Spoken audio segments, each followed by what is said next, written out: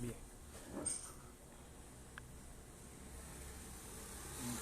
Buenas, vamos a iniciar con este Facebook Line, en el cual vamos a conversar sobre el TDAH. Sepan ustedes que vamos a dar no cualquier enfoque, no cualquier realidad, no cualquier descripción con respecto al TDAH. Vamos a centrarnos en algo que a veces puede sonar un poquito difícil de entender a veces, sobre todo por las madres. ¿Por qué tiene un neurólogo que ver? ¿Por qué un neurólogo debe valorar un caso de TDAH? Que es lo que nosotros llamamos el trastorno por déficit de atención e hiperactividad. Entonces ese es el título: abordaje neurológico del TDAH. De verdad pueden hacer toda la participación, todas sus preguntas, todo esto.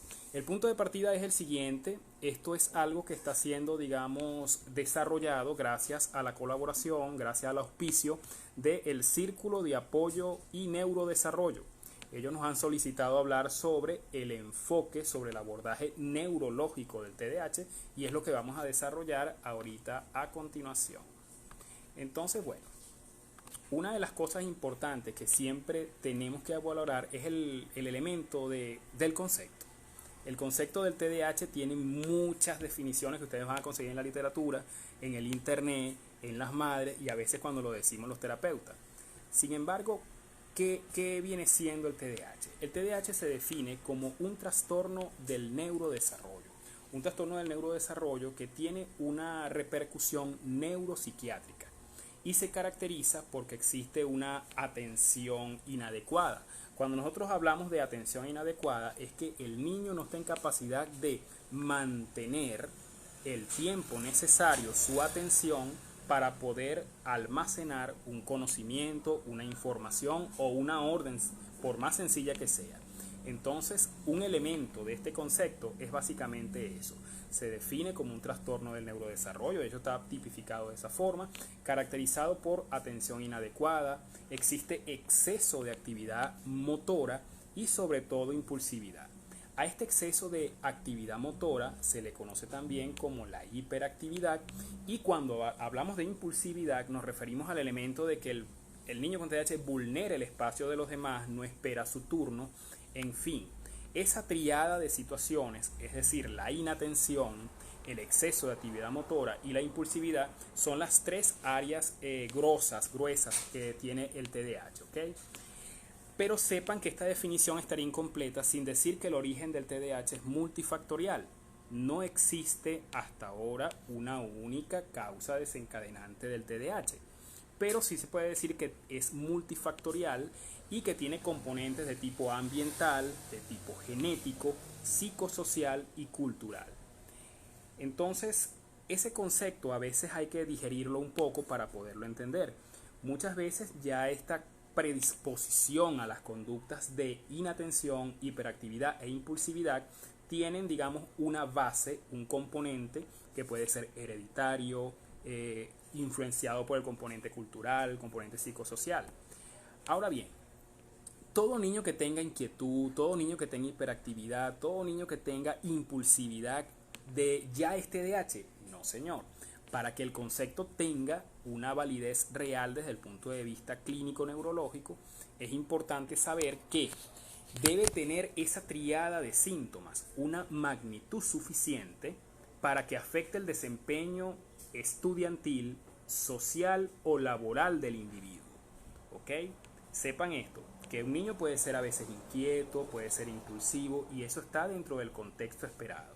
Sin embargo, para que entre dentro del concepto como tal de TDAH, necesitamos que este trastorno neurobiológico tenga la magnitud suficiente en tres áreas fundamentales que ya las nombramos, pero esa magnitud suficiente debe impedir el desarrollo a nivel escolar, a nivel social y a nivel laboral de ese individuo. ¿Okay? Ahora bien, vamos a pasearnos un poquito por las tres áreas fundamentales que definen al TDAH. Sepan ustedes que déficit de atención es una de las áreas que están afectadas. Ahora bien, pero cuando hablamos de déficit de atención, ¿qué significa? Se refiere al hecho de que se requiere un periodo mínimo de atención para que un conocimiento, para que una información sea retenida. Si ese periodo de atención no es suficiente, ese periodo de atención sencillamente inadecuado, insuficiente o muy volátil, hace que lo que el niño está tratando de fijar no se fije. ¿Ok? Entonces el déficit de atención tiene mucho que ver con esto. El déficit de atención es que no está el tiempo necesario para que la atención pueda fijar o cristalizar un conocimiento. Ahora el elemento de la hiperactividad. Esa es otra de las áreas importantes. Ya hablamos del déficit de atención, que requiere como tal un tiempo esperado, pero también la hiperactividad. La hiperactividad, por supuesto, se basa en el exceso de actividad motora. Motora no nada más, también puede ser motora y verbal. ¿Ok? Ellos son niños que se van a mover de manera continua sin que esa actividad tenga un propósito. Esa actividad inquieta, esa actividad que es muy marcada, no tiene realmente un propósito. ¿Ok? Pueden comenzar una tarea, la dejan de manera inconclusa, la dejan por medio terminar, y eso viene siendo más o menos la descripción de lo que es hiperactividad.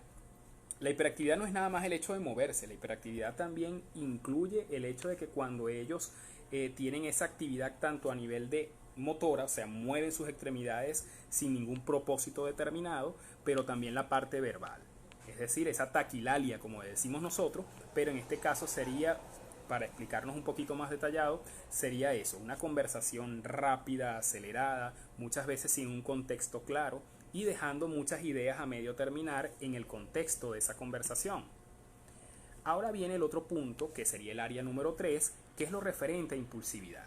La impulsividad se refiere muchas veces a no esperar el turno, se refiere a vulnerar el espacio de los demás y esas conductas que son prácticamente irreflexivas. Prácticamente él no piensa cuando va a interrumpir algo, cuando va a de repente a golpear a un compañerito, va a golpear a alguien.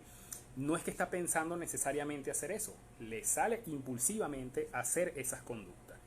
Entonces, bueno, desde el punto de vista de definición, no es fácil hacer una definición de TDAH, pero es un punto de partida. Es un trastorno de tipo neurobiológico que tiene un impacto a nivel conductual y que definitivamente compromete 3 áreas vitales del ser humano: la atención, el control motor y verbal y por supuesto la parte de la impulsividad, que es que nosotros controlamos nuestras conductas, bien sea si el contexto social no lo permite, etc. Esas 3 áreas están afectadas.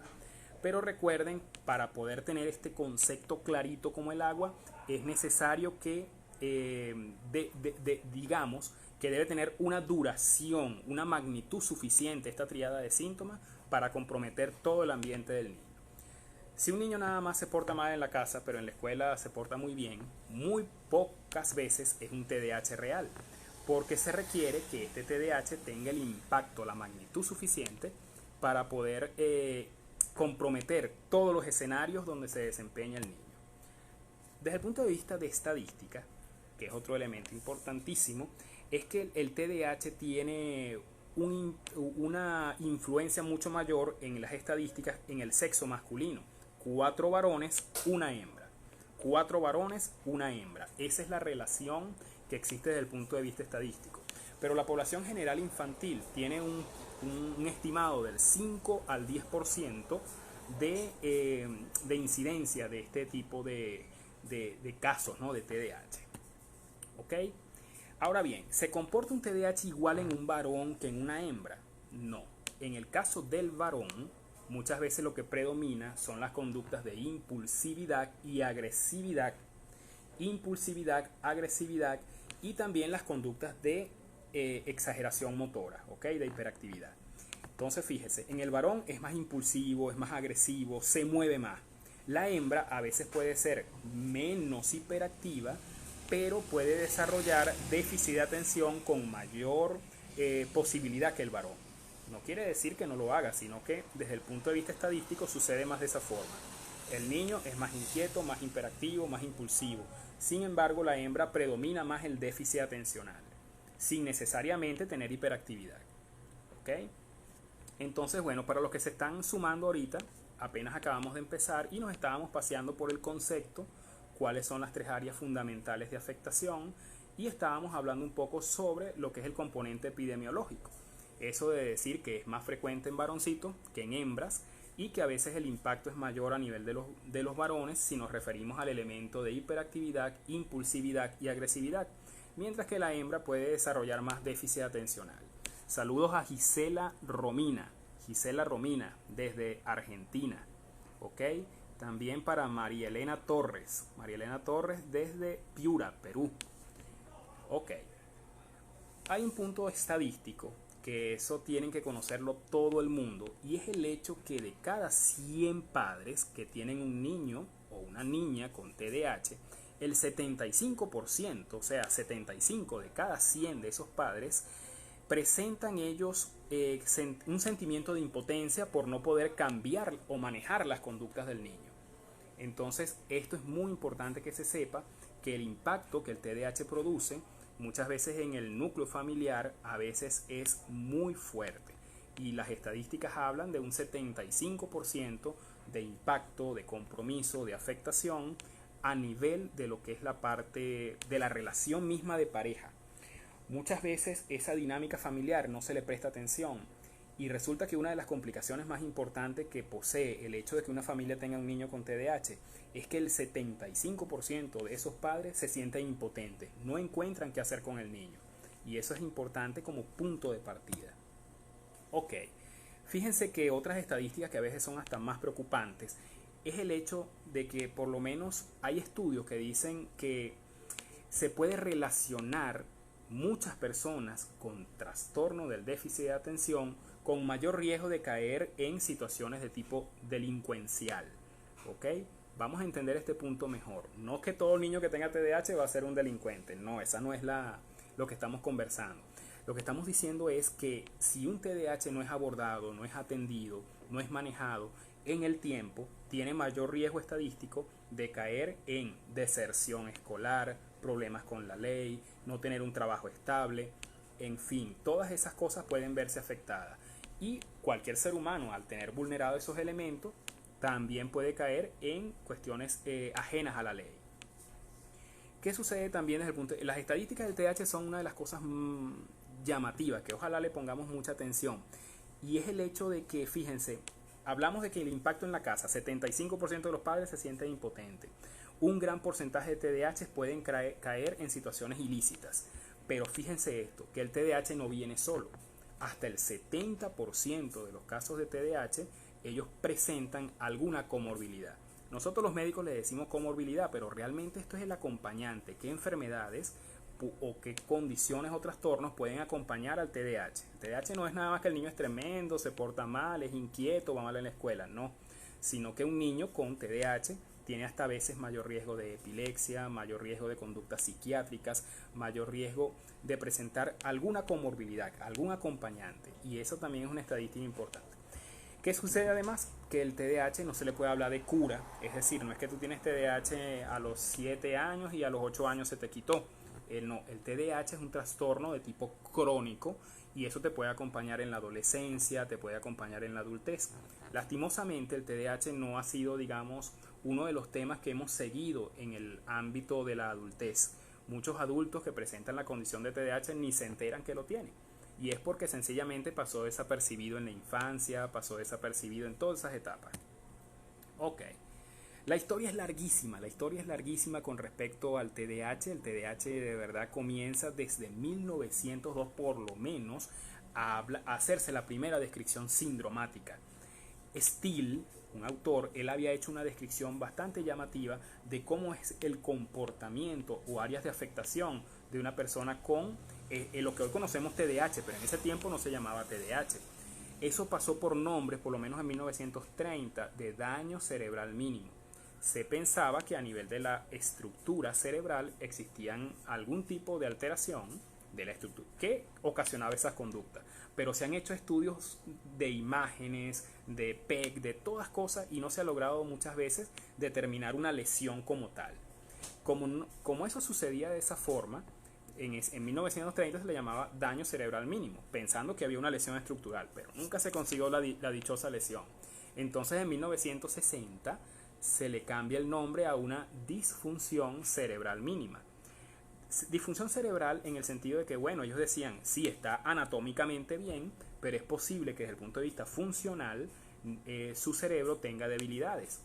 Y por esa razón se está presentando el TDAH. ¿Ok? Entonces fíjese que hemos paseado por varios nombres. Eso que ahora todo el mundo le dice TDAH no siempre fue así. Antes se llamó primero daño cerebral mínimo, después en el 60 se le comenzó a denominar disfunción cerebral mínima, pero vamos a irnos a lo más reciente, ¿no? El DSM-4, el DSM-5. En el caso del DSM-4 y DSM-5 plantean el trastorno por déficit de atención con hiperactividad, ¿ok? Incluso en mucho tiempo se le llamaba una reacción hipercinética de la infancia. Esto más o menos para los años 60, para 1968 más o menos, ¿ok? Entonces vean que no es una cosa de ahorita, solamente que ahorita se está estudiando más. Ok, causas. Lamentablemente este tipo de condiciones no tienen una causa bien desarrollada, bien descriptiva, pero ya lo que es la parte de las investigaciones y la literatura, todos hablan a favor de que existe un componente genético hereditario. Fíjese que si la mamá o el papá del niño presentaba TDAH, ese niño tiene 8 veces el riesgo de tener TDAH en comparación a la población general. Otra cosa, cuando son niños de bajo peso al nacer, eso se multiplica por 3 el riesgo de que ese niño venga con TDAH. Otro, el consumo materno de tabaco, el consumo materno de alcohol, el uso de drogas durante el embarazo, son factores de riesgo para lo que nosotros denominamos el TDAH, ¿ok? Entonces, desde el punto de vista de causa como tal, el componente genético, muy importante. Embarazos mal controlados, muy importante. El consumo de tabaco por la madre, el consumo de licor, todo eso, las drogas, y se habla mucho hasta del estilo de vida, ¿ok? Entonces, bueno, las investigaciones sobre todo se han ido para la parte genética. La parte genética la han profundizado a un punto donde de verdad ya tienen hasta localizados cuáles pueden ser los genes protagonistas o causantes de un TDAH. Se habla de un gen, el DRD47, ubicado en el cromosoma 11. Este hallazgo, desde el punto de vista genético, hace pensar que definitivamente es algo que no podemos dejar por fuera. Siempre pregunte si de repente los padres, algún familiar cercano, presentaba alguna condición parecida, porque puede ser un factor de riesgo y eso está debidamente estudiado. Fíjate algo que desde el punto de vista de funcionamiento del cerebro, el cerebro usa neurotransmisores. Los neurotransmisores que están más involucrados en este componente del TDAH básicamente sería la dopamina, la noradrenalina. Existe algo que llaman la corteza prefrontal. La corteza prefrontal viene siendo, digamos, el área que mayor compromiso tiene cuando hablamos de TDAH, ¿ok? Pero no solamente es la corteza prefrontal. Aparte de la corteza prefrontal, están incluidos también los ganglios de la base, se ha incluido también al cerebelo y otras estructuras cerebrales. Pero a efectos de esta discusión del día de hoy, vamos a resaltar el componente de la región prefrontal, ¿ok? La región prefrontal, los ganglios basales y el cerebelo. Estas estructuras cerebrales están inmersas, están involucradas en la génesis del TDAH, por lo menos desde el punto de vista anátomo-funcional. ¿Qué otra cosa sucede de manera importante? Los neurotransmisores. Las neuronas se necesitan comunicar una con otra, pero esa comunicación necesita de neurotransmisores. Entre ellas están la dopamina, la noradrenalina. Esa comunicación básicamente es como si uniéramos estos dos puños. En el intermedio de estos dos puños debería haber suficiente cantidad de neurotransmisores, es decir, suficiente cantidad de dopamina y noradrenalina. Pero en el caso de un paciente con TDAH no pasa eso. Están las dos neuronas que están representadas aquí por dos puños. El intermedio de los dos puños debería estar, como les digo, repleto de neurotransmisores, pero en el TDAH no pasa eso. Esos neurotransmisores son reabsorbidos por las neuronas y entonces esa área que une a las neuronas está desprovista de esos neurotransmisores. y es lo que más se sabe hoy en día, ¿ok? Bueno, áreas de afectación: memoria de trabajo, fallas de atención, inhibición de respuesta. Todo esto a nivel cerebral tiene sus estructuras. Básicamente la corteza o área prefrontal. Eso es muy importante. Pero no dejen por fuera siempre lo que es el cerebelo, los ganglios basales, incluso lo que llamamos el cuerpo calloso. Entonces quería pasear un poquito para que vean que esto no es algo que el niño tiene culpa de portarse como se porta, sino que esto tiene una génesis a nivel de su cerebrito. O sea, por más que usted le llame la atención, lo regañe, le pegue, eso es a nivel cerebral una serie de cosas que se están produciendo. Entonces, bueno, básicamente en el repaso de las posibles causantes, por ponerle un nombre, vamos a hablar mejor de factores de riesgo asociados con el TDAH, padres con TDAH, edad materna en extremos, bien sea avanzada o que sea muy joven la madre, que tenga exposición a tóxicos, a tabaco, a licor, embarazos de alto riesgo que nunca se controlaron, son los principales factores de riesgo. La clasificación es bastante sencilla porque básicamente lo que se hace es como una combinación de las diferentes maneras en que se va a expresar el TDAH. En el DSM-4 se habla, ¿verdad?, de TDAH predominio inatento. Esa es una forma de TDAH. TDAH de predominio inatento. Otra es que sea un TDAH en el cual sea hiperactivo impulsivo. Vean que tiene aquí dos áreas de afectación. Y por supuesto está un TDAH combinado, que muchas veces es el más frecuente, en el cual hay una mezcla de inatención, hiperactividad e impulsividad. Recuerden, esto no es culpa necesariamente del niño, esto tiene una génesis a nivel cerebral. Claro, eso tiene muchas influencias psicosocial y cultural y todo eso, pero sepan ustedes eso. Entonces ya con esto nos hemos paseado un poco por definición, los posibles factores de riesgo, algo de historia también hablamos, y también de la clasificación. Eso es básicamente lo que queríamos comentar desde el punto de vista de eso. Fíjense, hay muchos test que se están desarrollando o que se han desarrollado para hablar del TDAH. Esos test hablan de una serie de síntomas que yo los invito a leerlos, pero que están agrupados en déficit de atención, un área de afectación, ¿verdad? Y el otra área sería hiperactividad e impulsividad. Cada una de estas dos áreas tiene una serie de síntomas. Vamos a nombrar nada más algunos. Vamos a ver si ha sucedido. En el déficit de atención, a menudo no presta atención. A menudo no presta atención suficiente a los detalles y comete errores por descuido. Puede ser un síntoma. Otro síntoma de inatención, dificultad para mantener la atención de manera sostenida. Lo que hablábamos al inicio. La atención requiere un mínimo de tiempo. Si ese mínimo de tiempo no se presenta o no se hace, no se capta el conocimiento. Parece no escuchar cuando se le habla. Eso forma parte también de la inatención. No sigue instrucciones cuando se le indica hacer ciertas tareas. Muchas veces no sigue la instrucción no por llevar la contraria, sino porque no entiende, o mejor dicho, no capta la orden en su magnitud. Dificultad para organizarse y planificar.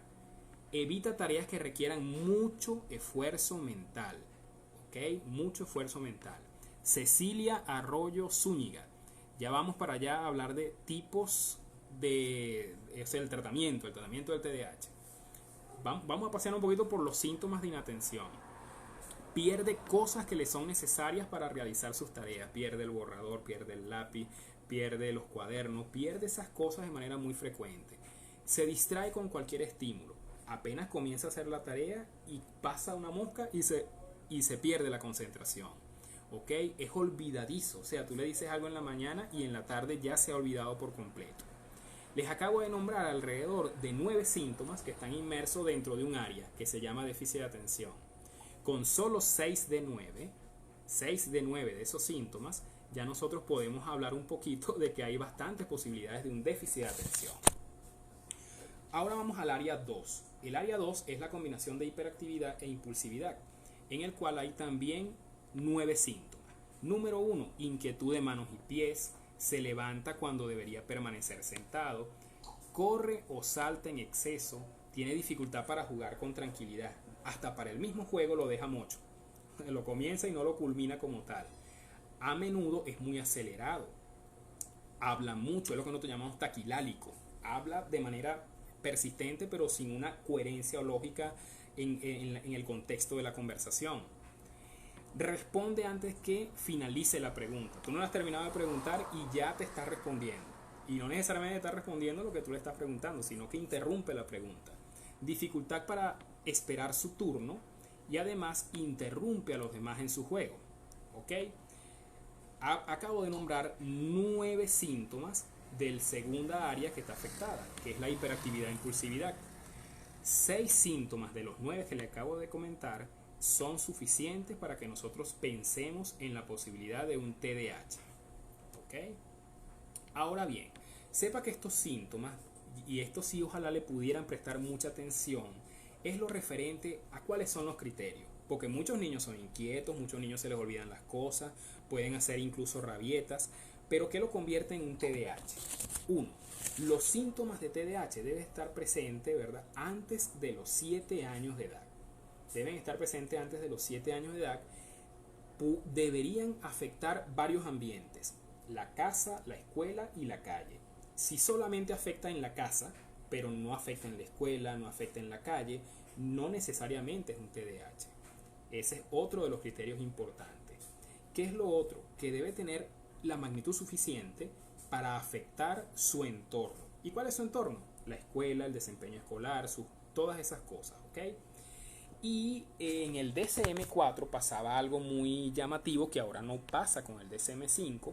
En el DSM-4 se hablaba de que el TDAH prácticamente era un diagnóstico que no aceptaba una comorbilidad tipo autismo, por así decirle, ¿no? O esquizofrenia u otra cosa.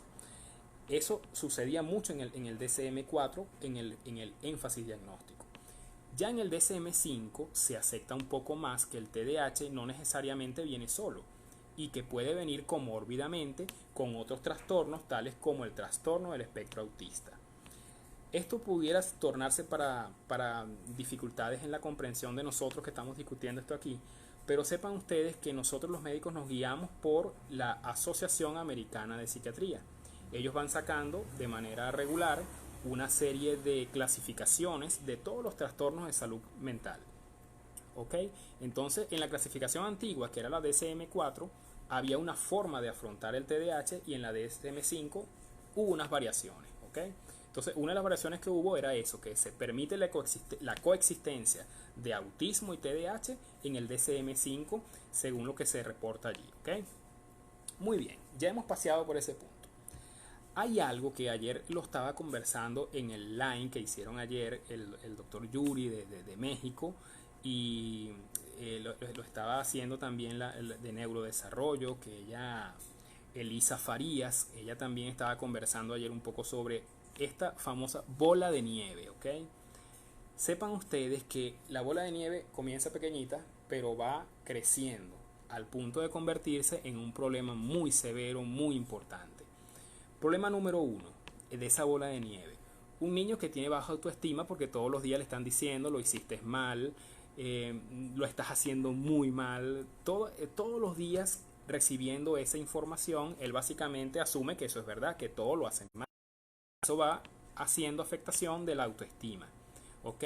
Hay adversidad psicosocial, ¿ok? Problemas laborales, puede haber problemas de deserción escolar, a veces delincuencia, accidentes de tráfico, uso incluso de drogas. Es decir, el TDAH, si no se aborda con tiempo, se convierte en una bola de nieve cada vez más grande, más intensa. Y eso es muy importante. Otro concepto que quería manejar era lo referente a escuchen esta palabra, regulación emocional. La regulación emocional es un proceso que tenemos todos los seres humanos y en el cual nosotros modificamos nuestra respuesta emocional para adaptarnos a las demandas del ambiente. Eso es el deber ser. Esa regulación emocional es lo que debería suceder en todos nosotros, pero está demostrado que el paciente con TDAH tiene todo lo contrario y se llama desregulación emocional. Entonces va a tener respuestas excesivas en otros contextos y va a tener una afectación o un compromiso importante porque no maneja las emociones, ¿ok? cursan irritables, baja tolerancia a la frustración, mucha inestabilidad emocional, mucha impaciencia, no controlan el turno, esperar un turno. Y bueno, ellos tienen muchas emociones negativas, una sensación de que lo estoy haciendo mal, un autoconcepto a veces equivocado, porque siempre se expone a que sencillamente todo el mundo le llama la atención o todo el mundo le reclama. Entonces eso en el tiempo va vulnerando mucho al paciente, ¿ok? Ahora vamos al punto de vista que nos compete a nosotros de manera importante, y es lo referente al diagnóstico. El diagnóstico no hay una prueba de sangre, no hay una tomografía, no hay un electro que te diagnostique TDAH. El TDAH es por clínica, por síntomas. Los síntomas son los que nos van a dar el diagnóstico, ¿ok? Y eso es muy importante que sepamos nosotros. Una de las cosas que quería comentarle, era lo referente a cuál es la comorbilidad más frecuente. Lo más frecuente es que estos niños sean oposicionistas desafiantes y que tengan trastornos de conducta, trastornos de ansiedad, trastornos de coordinación. Las fallas de aprendizaje están a la orden del día y muchos de ellos pueden presentar incluso depresión mayor, trastornos como tipo tics, temblores, parpadeos, cambios de humor, pero los más frecuentes, trastorno oposicionista desafiante. El tratamiento, llegamos al tratamiento, que eso lo estaban preguntando por aquí ahorita, ¿ok? Que lo estaba preguntando Lida Moreno Céspedes. ¿Cuál sería el tratamiento, medicación y para toda su vida? Vamos a hablar un poquito del tratamiento. El tratamiento no véanlo como una mesa que tiene varias paticas. Todas las paticas son importantes para sostener la mesa. Esto se le llama tratamiento multimodal. El pensar que el TDAH mejora con una pastilla es un error. O pensar que el TDAH mejora solamente con medicación es un error. Es bueno pasearse por todas las alternativas que existen con respecto al TDAH. Fíjense que esto de la psicoeducación, hablar con los padres, que los padres entiendan en qué consiste el TDAH, forma parte del tratamiento. Antes no se le daba tanta importancia, pero ahora sí. Ahora se sabe que el padre debe conocer sobre eso. Y yo le sumo el elemento social. La sociedad debe entender que esto existe. Los colegios, las escuelas, las maestras también forman parte del tratamiento y por ende las maestras deben tener la mayor formación con respecto al TDAH. Y otra de las paticas es por supuesto la medicación. La medicación se divide o se clasifica en estimulantes y no estimulantes. Estimulantes, metilfenidato, no estimulantes, atomoxetina. ¿Ok? Entonces, sepan ustedes que la medicación tiene un criterio. Ningún TDAH es exactamente igual a otro. El médico, de acuerdo a la evolución que tenga el paciente, va a decidir si requiere usar atomoxetina, risperidona, metilfenidato, Ritalin, lo que sea. ¿Ok? El tratamiento depende de eso. ¿Ok? Tratamiento para el oposicionista desafiante. Mira, el oposicionista desafiante es un diagnóstico que se le suma al TDAH. Es decir, el TDAH no viene solo, sino que viene acompañado con una comorbilidad neuropsiquiátrica que se denomina trastorno oposicionista desafiante. Ese trastorno oposicionista desafiante es una de las cosas más difíciles a veces de tratar. Es muy valioso la postura, la opinión, el abordaje del psicólogo, del psicopedagogo. Creo que es necesario explotar los talentos del niño para tratar de exaltar un poco cuáles son sus partes positivas y no centrarnos en lo negativo. Eso también. Y la medicación se va a colocar siempre y cuando ese déficit de atención, esa hiperactividad o esas conductas oposicionistas desafiantes se conviertan en un riesgo para él y para su entorno. En esos casos, el neurólogo debe decidir si usa un medicamento de tipo estimulante o no estimulante. En nuestros países se consigue tal vez con mayor... claro, la realidad ahorita, país de Venezuela es diferente, pero en el contexto general se usa la atomoxetina, que es la estratera, también se conoce como abretia, y se pueden ir haciendo cálculos que su médico le va a hacer dependiendo del peso del niño, no es cualquier dosis. Esa dosis va a depender del peso del niño y por supuesto de las conductas. Pero sepan que no es nada más de medicamentos. También se le puede asociar un ansiolítico porque ellos son a veces muy inquietos y esa inquietud y las conductas de oposición desafiante responden al medicamento risperidona, puede responder bien a la risperidona o puede responder al aripiprazol, que también es otro fármaco que se usa, ¿ok? Pero como te digo, esto no es una receta general para todos, eso es algo muy individualizado y que lo va a decidir su médico tratante, ¿ok? Entonces, bueno, a manera general nos hemos paseado por todas las cosas importantes. Por aquí, si quieren hacer alguna pregunta. ¿Cómo explica que mi hija de 16 años es torpe en algunos movimientos, pero cuando juega básquet hace unos puntos de canasta increíbles de lejos? Ok. Esta parte es muy importante y es por el hecho que estábamos conversando de que existe un elemento que no se habla en el TDAH y es la motivación. ¿Ok? La motivación hace que el niño tenga mayor atención. Al tener mayor atención hay mayor coordinación. ¿Ok? Esto es una sumatoria de eventos.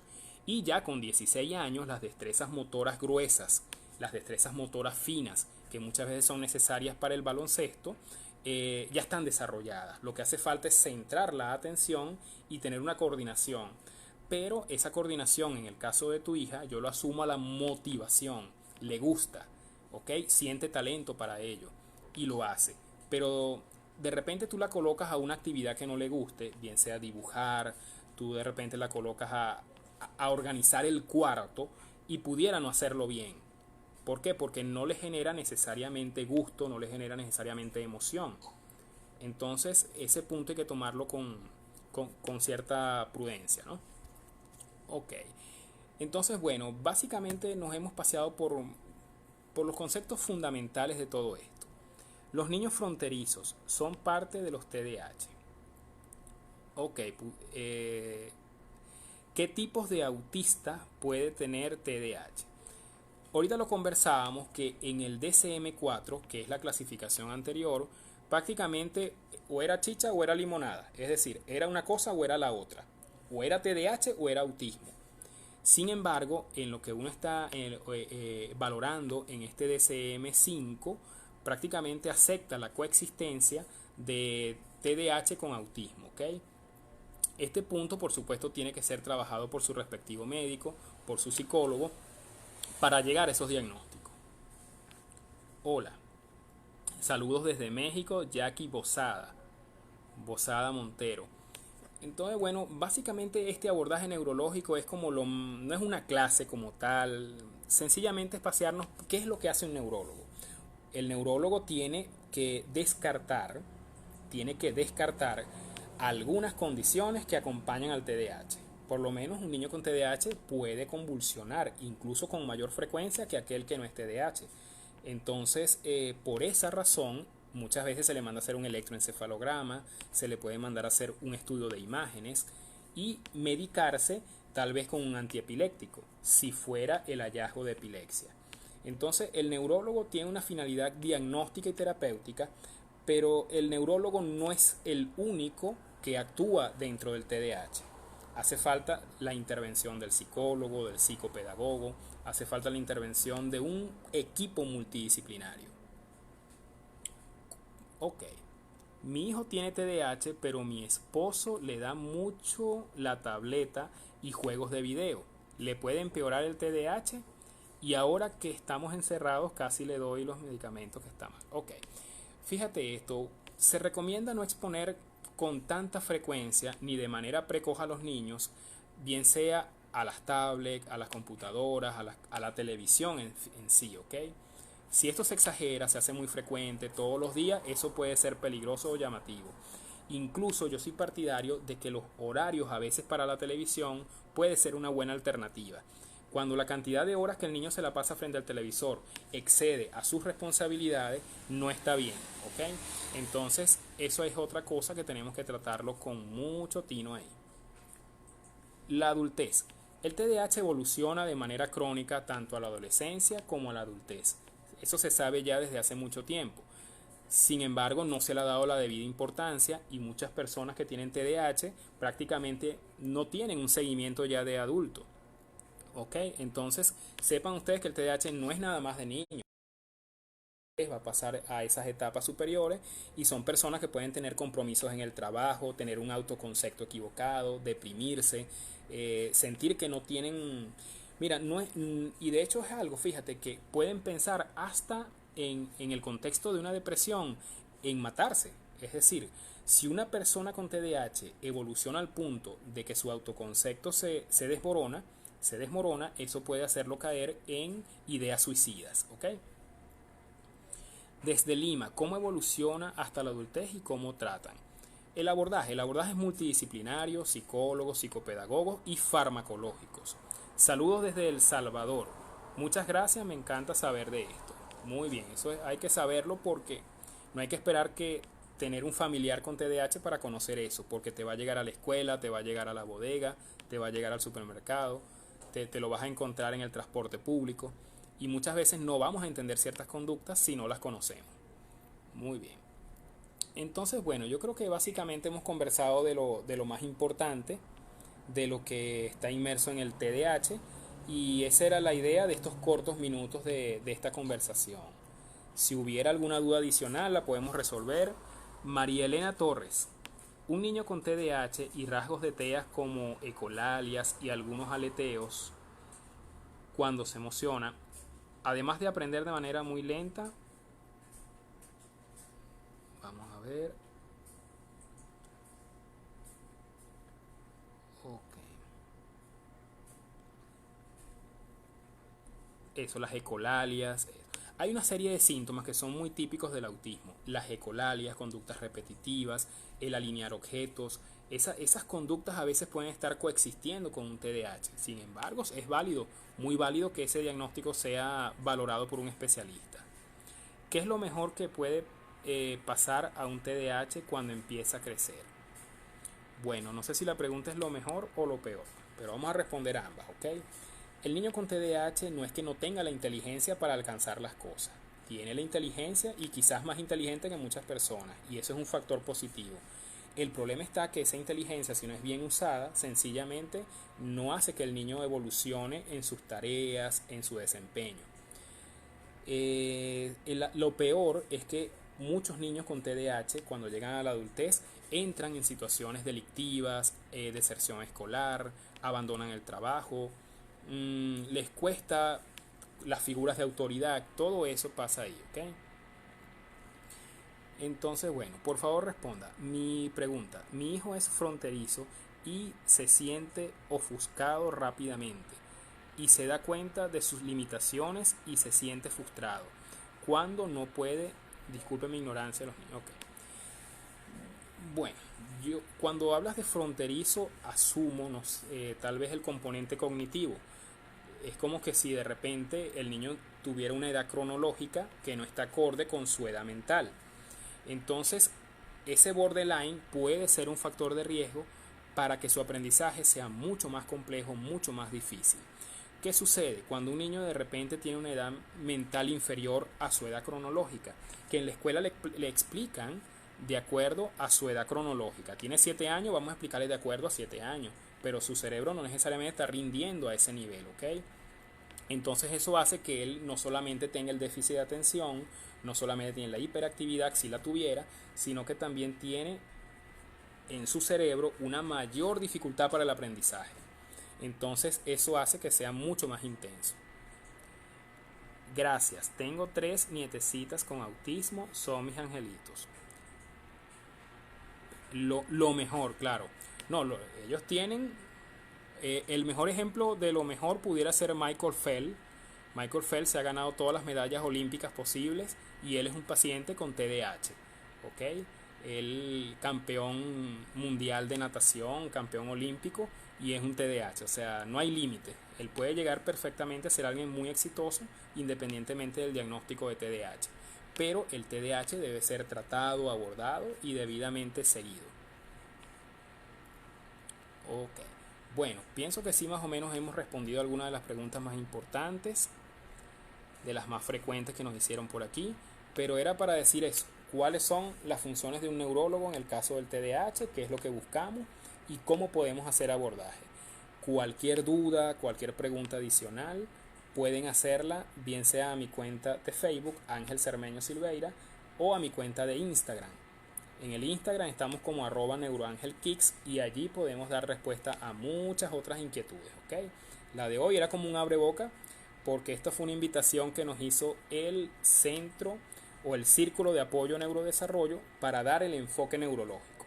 El enfoque neurológico ya más o menos lo hemos paseado y así que bueno, eso sería lo más importante. Por aquí tenemos Ángeles Medellín.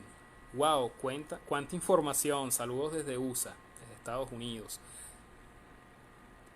Ok, tal vez fronterizo se refiere a un coeficiente, por eso, potencial cognitivo. El potencial cognitivo lo determinan el psicólogo mediante una serie de test.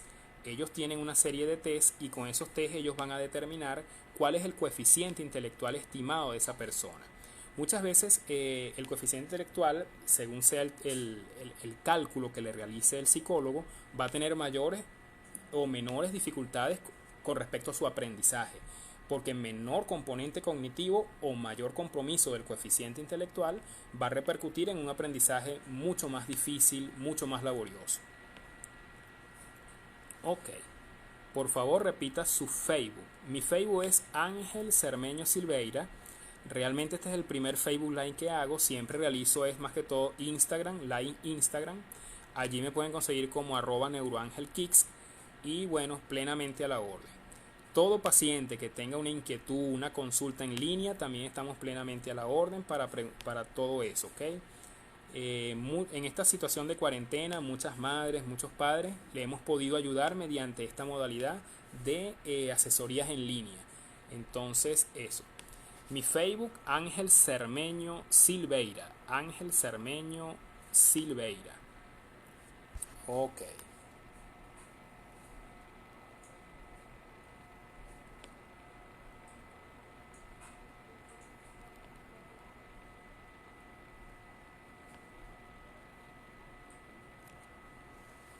Ahí está, Ángel Cermeño Silveira.